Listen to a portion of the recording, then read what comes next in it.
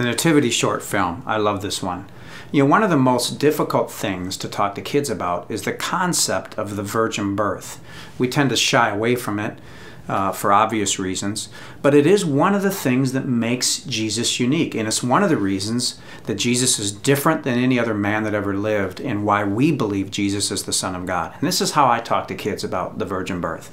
I simply say it takes a mommy and a daddy to have a baby. A mommy cannot have a baby by herself. It takes a mommy and a daddy both to have a baby.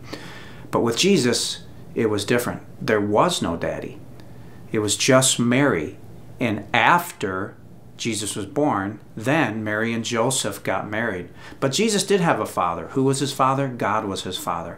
Jesus was born of the Virgin Mary. He was different than any other child. Nobody has been born of a virgin before Jesus or after Jesus. Why? Because he was God's son and God was his father. Another reason that we believe Jesus is the Son of God is because he said he was the Son of God. Jesus said, "I am the bread of life.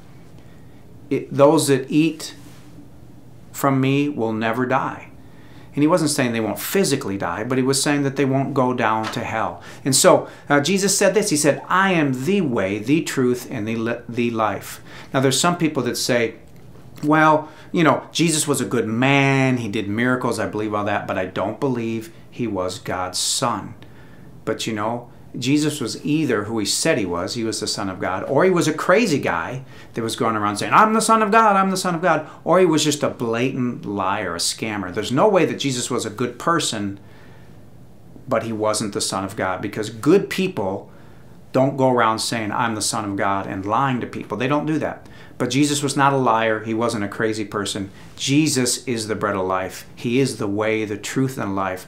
No man comes to the Father except by him. When we believe that, the Bible says we will be born again and we'll go to heaven.